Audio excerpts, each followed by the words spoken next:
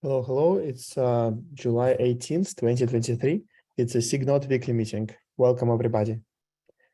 Today we have a couple items on agenda, and biggest item is, outside the agenda, we have a code freeze today.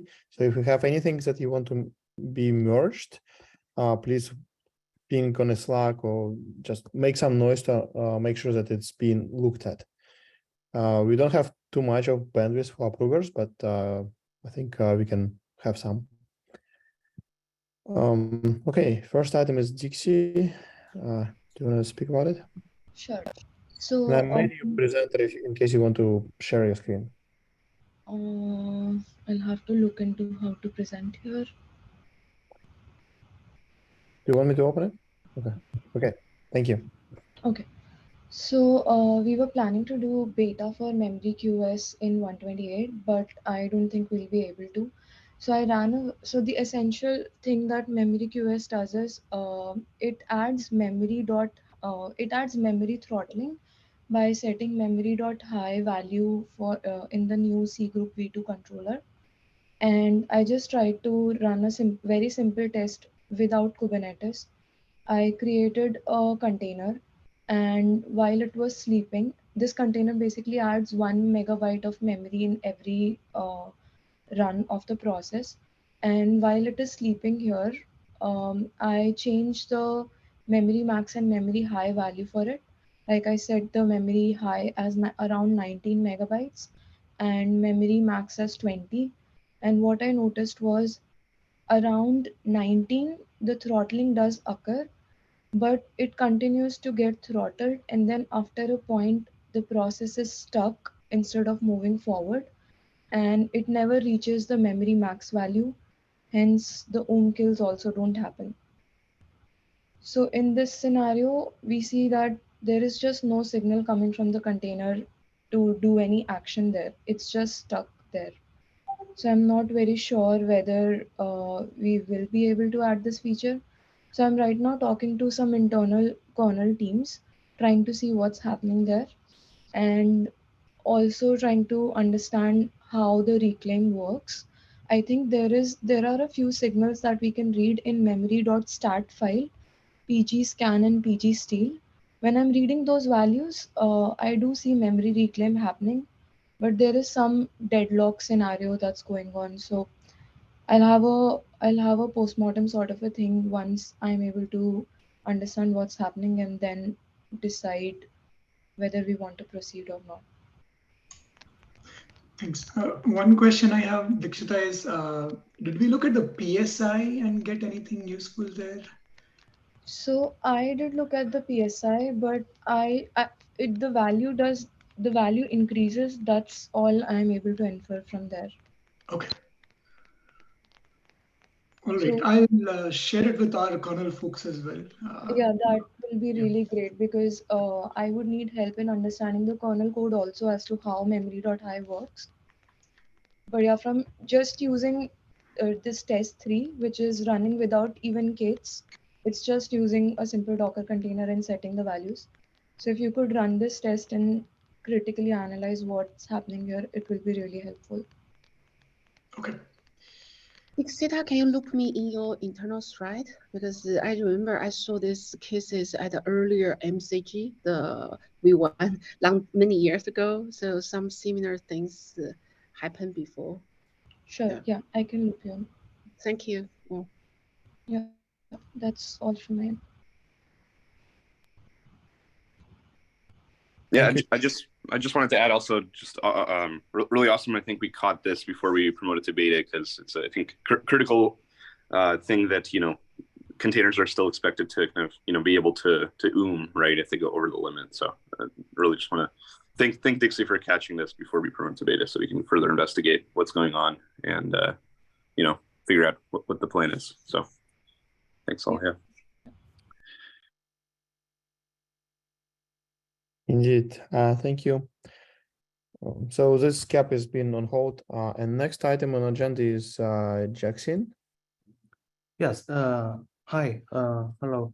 Yeah, this is Jiaxin, and I have two colleagues on the meeting as well, Lingyan and Zoe. We are all from ByteDance, the parent company of TikTok. Thanks for those awesome features. We leverage the CPU manager and the in-place VPA to build our internal serverless product. And I think we meet a lot of issues and also accumulate some experiences in downstream.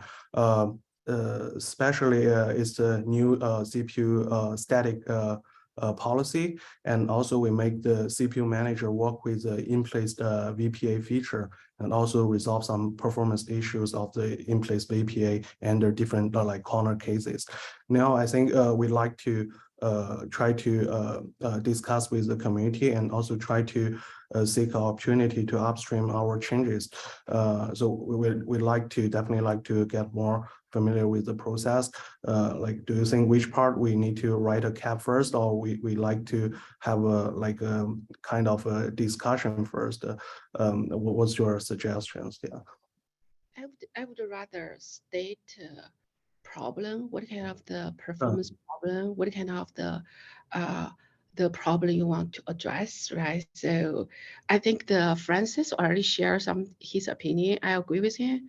Maybe start if you want, because the problem statement, maybe start on the Google Doc so people can comment and ask a question. Yeah. And then we can go with the CAP and the PR. Yeah. Sounds great. Yes, I can briefly share the problems we meet. The first problem is the core binding issues, and based on our experiment, we noticed if we can schedule the hyperthread across like physical cores, that's much more efficient to us. And because most of we're building serverless product, most of the like instances, they are not always busy. So that means if we spread to other like physical cores, the data shows like 30% of the performance improvement for our database like instances. So that's one like policy we like to add. I noticed the community also have the distribute the CPUs across NUMA. It's a little bit different from our policy. We are allowed to cross NUMA or not, but the key idea is to make sure they are not located in the same physical core. So that's a static policy, and the VPA part. I think that is not that mature, and it doesn't work with the CPU manager when we do the scaling, and we make that part works, and also make sure the scaling like efficiency and latency are optimized. So currently we meet some problems under certain conditions. It takes like up to minutes to finish the VPA because the SIG group updates sometimes it needs to wait to the next couplet reconcile loop to pick up the changes. Yeah, I think that's the major like changes I think we did in the downstream. Yeah. It's a reasonable request, and can you put it in a doc? And sure, also sure. proposal how to enhance. So one thing I want to pre-warning it is just because the open source community try to provide a generic solution. So we cannot promise, right? So your problem statement, actually I heard even like some now I'm representing the GKE, and even internal GKE user, some of the also request the similar things. So so that's why it's not a surprise to me. So back to the open source, what has open source had? But do we try to abstract, right, based on the customer, user, not customer, okay, user thinks it's community, and the user request the demand. So we try to abstract those kind of things and provide the solutions. So please put into the problem statement, and because those requests are being heard from the internal customer. This is from outside. First time I heard, I haven't seen any request like this before. So put it into the doc, and we try to abstract those kind of things, and then see how open source can provide a solution. So yeah. Sounds great. Yeah, I'll add them into the doc. Yeah, thanks. Thank you.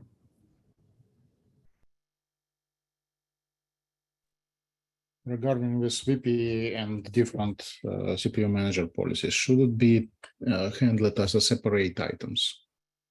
Because this reconciliation loop for VPA sounds not really good. Probably it should be handled separately.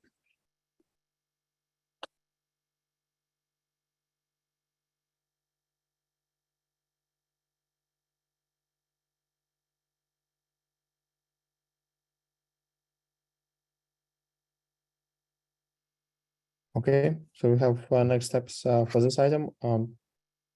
And we are at the end of our agenda. So I think we can give the rest of the meeting time back for reviews. If there are anything else, please speak up right now. Okay, then. Thank you for the meeting. Bye-bye, everybody. Thanks.